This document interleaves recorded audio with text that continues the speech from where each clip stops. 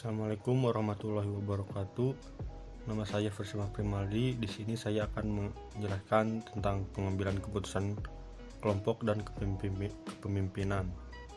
Yang satu ada fungsi kepemimpinan. Nah, dari fungsi kepemimpinan tersebut memiliki 8 jenis, yaitu fungsi inisias.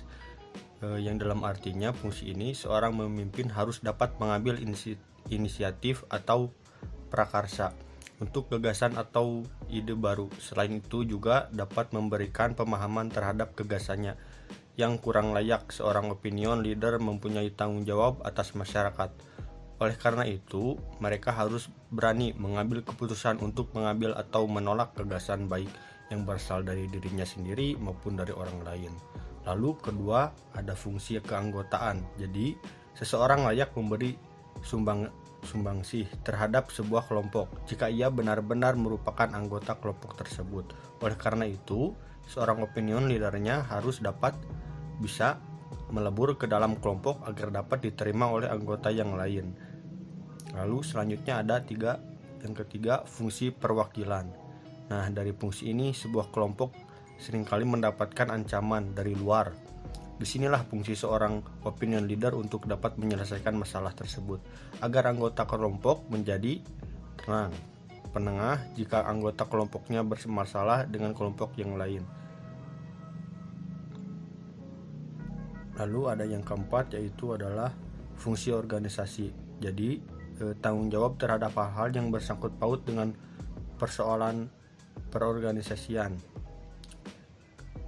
Yang kelima ada fungsi integritas. Dari fungsi integritas ini, dalam fungsi ini seorang opinion leader perlu memiliki kemampuan untuk memecahkan ataupun mengelola dengan baik konflik yang ada dan muncul di kelompoknya. Dengan kemampuan ini diharapkan seorang opinion leader dapat menciptakan suasana yang induktif untuk tercapainya penyelesaian konflik dan dapat memberi kepuasan untuk semua pihak. Lalu ada yang keenam, yaitu fungsi manajemen informasi internal. Nah, dari sini jadi seorang opinion leader harus dapat menjadi penghubung atau sarana berlangsungnya komunikasi di dalam kelompok. Contohnya bagaimana 20 perencanaan, pelaksanaan, serta pengawasan sebuah kegiatan harus dibicarakan dengan keterbukaan. Lalu yang ketujuh ada fungsi penyaring informasi.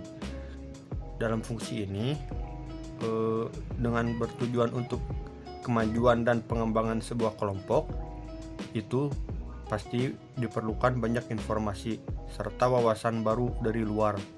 Namun tidak semua informasi dapat diterima dan diadopsi oleh suatu kelompok itu tersebut. Disinilah seorang opinion leader bertindak sebagai penyaring informasi yang baik masuk ataupun yang keluar. Hal ini bertujuan untuk mengurangi konflik yang dapat di dalam kelompok.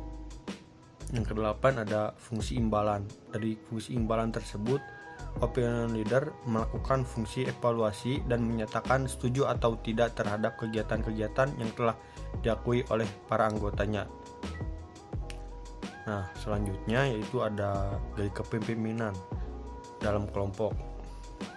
Adalah gaya kepemimpinan dalam kelompok itu satu, ada authoritarian, di mana authoritarian tersebut, kepemimpinan otoriter adalah gaya manajemen yang menumpukan proses decision making pada posisi kepemimpinan teratas.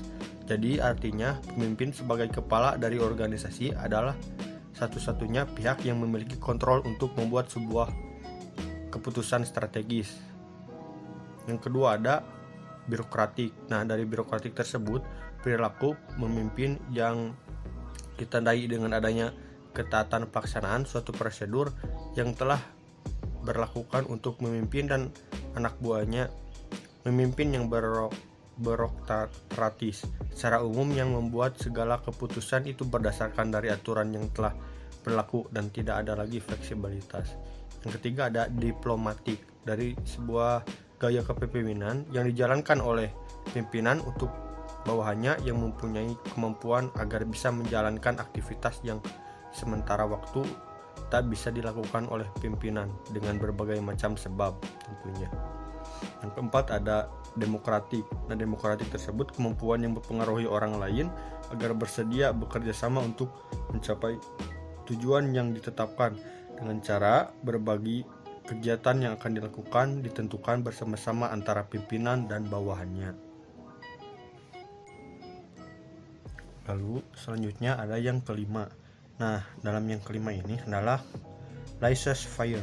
Jadi pemimpin yang tidak menguasai bidang tugas yang menjadi wewenangnya dan akan menyerahkan segala sesuatu kepada bawahannya. Nah, dari tipe ini, tipe patesmatik adalah tipe kepemimpinan yang bersifat kebapakan. Yang selanjutnya terakhir ada komunikasi kelompok dalam perspektif teoritis, di mana di dalamnya yaitu ada satu teori perbandingan sosial. Perbandingan sosial atau social comparison adalah suatu adaptasi sosial kognitif yang dilakukan seseorang dengan cara membandingkan dirinya dengan orang lain. Yang kedua, ada teori kepribadian kelompok. Dalam teori kepribadian kelompok, teori ini atau teori sitalitas kelompok menurut Kettle adalah teori yang menjelaskan berbagai hukum atau aturan terkait dengan sifat perilaku kepribadian dinamika. Lalu ada kebersamaan dan juga ada kemampuan kelompok. Yang ketiga ada teori percakapan kelompok. Menurut Anwar Arifin bahwa berpendapat komunikasi kelompok merupakan salah satu jenis komunikasi yang terjadi dari beberapa individu dalam suatu kelompok seperti kegiatan rapat, pertemuan, konferensi, dan kegiatan lainnya. Yang keempat ada teori pertukaran sosial. Nah, dalam teori ini, teori yang berkaitan dengan tindakan sosial yang saling memberi atau menukar objek-objek yang mengandung nilai antar individu berdasarkan tatanan sosial tertentu. Objek yang ditawarkan dan juga ditukarkan tidak berbentuk benda nyata, namun hal-hal yang tidak nyata. Nah, yang terakhir sekarang ada teori sosiometrik. Sosiometri merupakan sebuah konsepsi yang mengacu pada pendekatan metodologis dan teoritis terhadap kelompok. Asumsi yang diluncurkan adalah bahwa individu-individu dalam kelompok yang merasa tertarik satu sama lain akan lebih banyak melakukan tindakan komunikasi. Sebaliknya, individu-individu yang saling menolak akan sedikit atau kurang melaksanakan tindakan komunikasinya. Sekian saja penjelasan dari saya. Wassalamualaikum warahmatullahi wabarakatuh.